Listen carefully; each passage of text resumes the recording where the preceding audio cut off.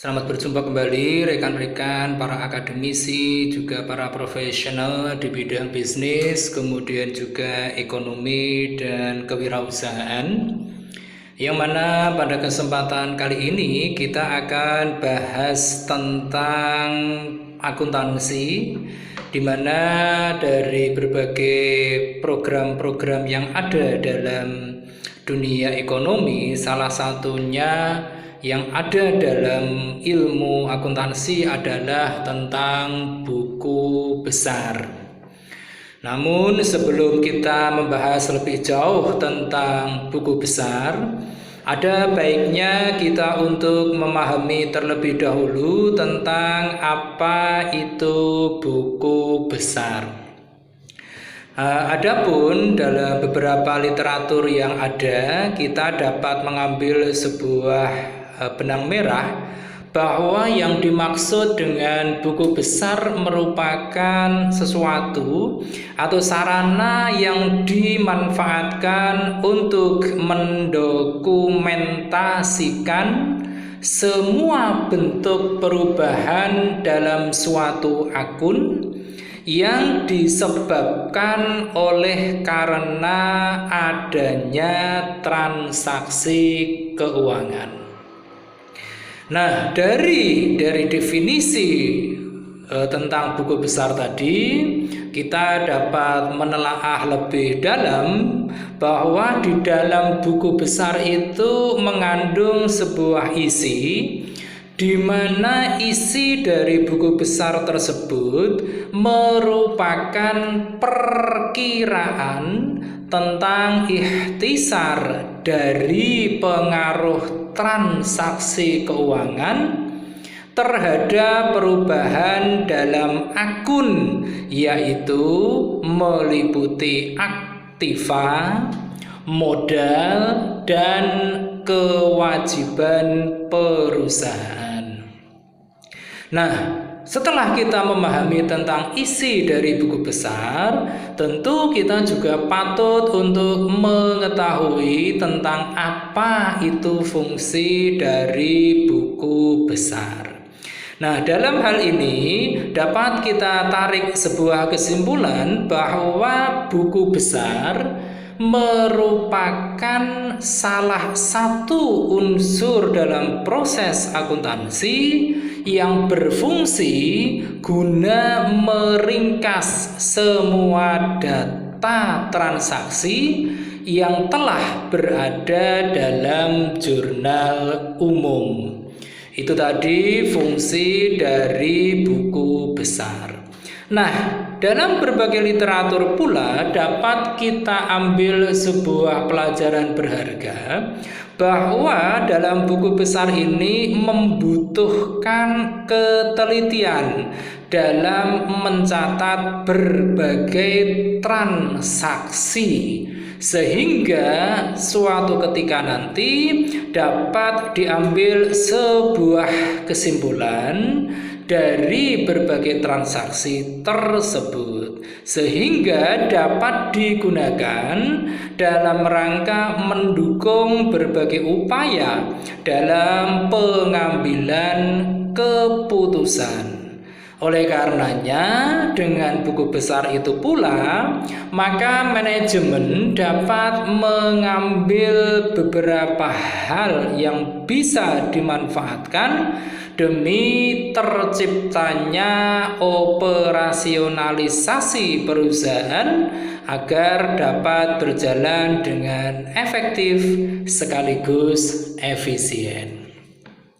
Nah, adapun bentuk buku besar itu sendiri dapat dikategorikan menjadi 3 jenis, di mana yang pertama itu buku besar T, di mana buku besar T ini dipakai untuk menganalisis transaksi dan juga menjelaskan tentang mekanisme penggunaan akun. Adapun mengapa disebut dengan buku besar T karena memang bentuknya yang menyerupai huruf T. Kemudian jenis bentuk buku besar yang kedua setelah buku besar T tadi kita sedikit ulas. Yang kedua adalah buku besar Staffel, di mana untuk buku besar jenis Staffel ini memiliki karakteristik, di mana karakteristik tersebut berbentuk halaman dan lajur saldo. Itu merupakan karakteristik atau ciri dari buku besar dengan bentuk Staffel. Kemudian untuk bentuk buku besar yang ketiga itu adalah buku besar jenis Scontro, di mana dalam buku besar ini berbentuk hanya 2 kolom. Tentu dari ketiga jenis bentuk buku besar ini, masing-masing pemanfaatannya dapat disesuaikan dengan karakteristik dari masing-masing buku besar untuk perusahaan-perusahaan yang tertentu. Oleh karenanya ada beberapa perusahaan yang cenderung menggunakan bentuk buku besar jenis T. Ada pula perusahaan lain yang menggunakan buku besar jenis Staffel. Pun demikian tidak jarang ada pula perusahaan yang menggunakan jenis buku besar dalam bentuk Scontro. Oleh karenanya dengan buku besar ini pula mereka yang bergelut dalam dunia akuntansi haruslah memahami betul karakteristik dari masing-masing jenis buku besar. Setelah kita mempelajari tentang apa itu buku besar, kemudian dilanjutkan dengan isi dari buku besar, lanjut lagi tentang fungsi dari buku besar, dan terakhir tadi kita membahas sedikit tentang bentuk buku besar. Kita lanjut kembali dengan pembahasan yang lebih dalam lagi, yaitu tentang jenis-jenis buku besar yang kita kenal dalam berbagai perusahaan. Yang pertama itu adalah buku besar umum atau dalam istilah akuntansinya sering disebut dengan general ledger, di mana untuk buku besar umum ini isinya biasanya itu mengandung unsur-unsur yang meliputi kas, kemudian modal, kemudian ada persediaan utang dan piutang. Dalam buku besar jenis umum ini merupakan ikhtisar pengaruh transaksi pada perubahan pola modal perusahaan, kemudian ada aktiva dan ada kewajiban perusahaan. Itu tadi tentang buku besar umum. Kemudian berikutnya jenis buku besar yang kedua adalah buku besar pembantu atau dalam istilah akuntansinya sering disebut dengan buku tambahan, di mana dalam buku besar pembantu ini mengandung unsur-unsur tentang daftar rekening yang khusus mencatat tentang utang dan piutang usaha secara detail. Nah, oleh karenanya dalam buku besar pembantu ini, mereka yang menyusun buku besar jenis pembantu ini haruslah berhati-hati dalam mencatat berbagai kegiatan-kegiatan atau catatan-catatan yang berkenaan dengan utang dan piutang usaha. Kemudian jenis buku besar yang ketiga adalah buku besar kreditur, atau dalam istilah akuntansinya lebih familiar dengan sebutan creditors ledger, di mana buku besar kreditur ini merupakan tempat pengumpulan informasi hanya dari jurnal pembelian. Ingat, dalam buku besar kreditor ini hanya berdasarkan informasi dari jurnal pembelian, di mana hal ini berfungsi guna memberikan informasi berapa jumlah utang dan kepada siapa perusahaan berutang. Nah, ini juga merupakan salah satu fungsi dari buku besar kreditur yang biasanya hampir semua perusahaan memilikinya. Yang mana biasanya perusahaan-perusahaan tersebut, baik itu perusahaan tingkat kecil, kemudian perusahaan bergolongan menengah, bahkan perusahaan skala besar pun biasanya akan memanfaatkan tentang utang kepada siapa, kemudian juga jumlah utangnya berapa. Nah, oleh karena itu perlu kehati-hatian dari para pihak yang menyusun tentang buku besar kreditur ini. Dan jenis buku besar yang terakhir adalah buku besar debitur. Ini agak berlawanan dengan jenis buku besar yang ketiga tadi, atau buku besar kreditur. Yang keempat ini adalah buku besar debitur, yang lebih sering istilah yang digunakan adalah debitors ledgers, di mana tempat pengumpulan informasi dari jurnal penjualan saja.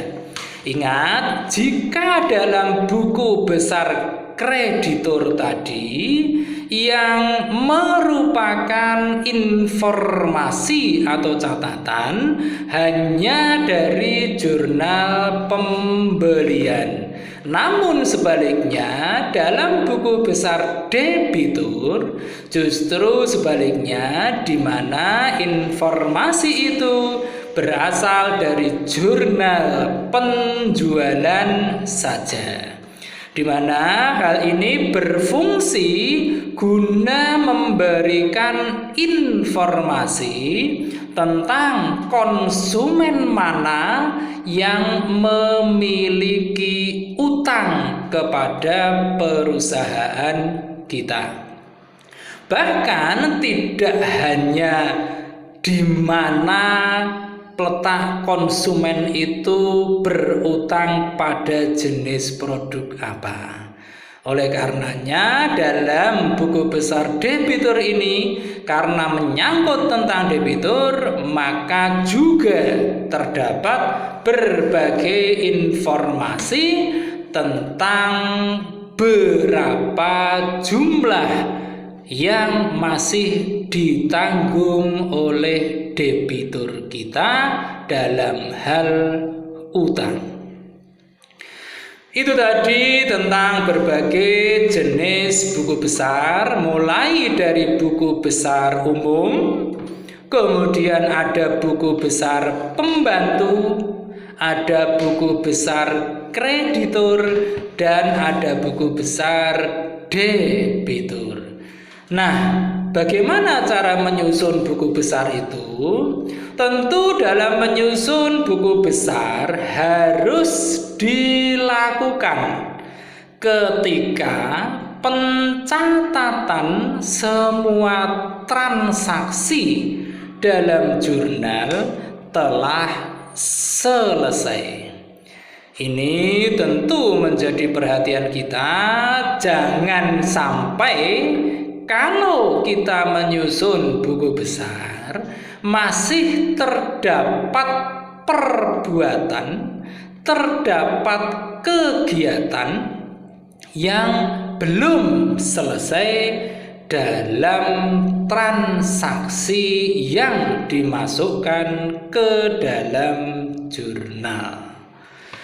Nah, kemudian baik itu apa saja yang meliputi transaksi dalam jurnal, tentu ini sangatlah kompleks, namun yang pasti minimal harus mengetahui berbagai catatan transaksi yang meliputi transaksi penjualan, kemudian ada transaksi pembelian, kemudian ada penerimaan, dan ada pengeluaran kas.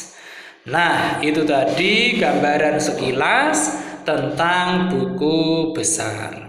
Dari penjelasan yang amat singkat tadi, kita dapat mengambil sebuah pembelajaran bahwa jika sebuah perusahaan, baik itu skala besar, baik itu skala menengah, baik itu skala kecil, bahkan mungkin dalam skala mikro pun, untuk kegiatan akuntansi sebaiknya tetap harus dilakukan proses akuntansi. Salah satunya yang begitu amat pentingnya adalah buku besar. Dengan demikian, nantinya perusahaan termasuk klasifikasi mikrokah, kecilkah, menengahkah, atau bahkan besar sekalipun,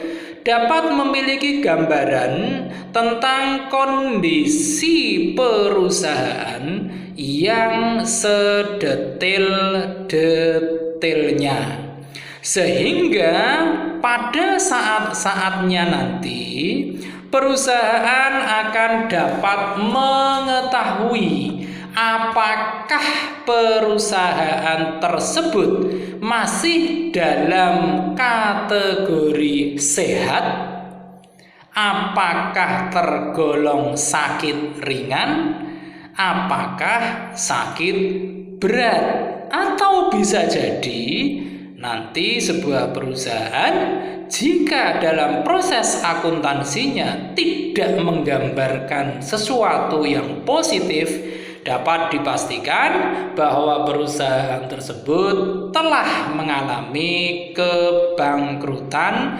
atau pailit. Oleh karenanya dalam proses akuntansi tidak ada salah satu proses yang perlu untuk dinomorduakan. Semuanya harus menjadi prioritas atau dinomor satukan, termasuk di dalamnya dalam menyusun buku besar. Mengingat fungsi dan manfaat dari penyusunan buku besar tadi yang dapat menjadi gambaran utuh tentang kondisi keuangan sebuah perusahaan. Oleh karenanya tentu para pihak, terutama para pemegang saham, dapat mengambil berbagai kebijakan dengan mengacu kepada berbagai transaksi yang muncul dalam catatan-catatan akuntansi. Oleh karenanya Anda sebagai pelaku ekonomi haruslah betul-betul memahami tentang proses-proses yang terjadi dalam lingkup akuntansi. Oleh karenanya tidak ada kata terlambat bagi kita semua untuk belajar memahami dengan sebenar-benarnya tentang prinsip-prinsip dalam menyusun buku besar. Oleh karenanya diperlukan sebuah ketekunan dan kefokusan dalam menguasai teknik-teknik penyusunan buku besar. Demikian penjelasan singkat kali ini, terutama menyangkut tentang buku besar. Mudah-mudahan tayangan ini membawa manfaat yang besar bagi kita semua, terutama bagi kita para praktisi, para pengajar yang bergelut dalam dunia ekonomi, terutama dunia keuangan dan akuntansi. Demikian penjelasan singkat ini, semoga membawa berkah dan bermanfaat. Jangan lupa setelah menyaksikan tayangan singkat ini untuk memberikan klik atau tombol like, kemudian Anda share, Anda komen, dan tentu saja jangan lupa subscribe. Terima kasih.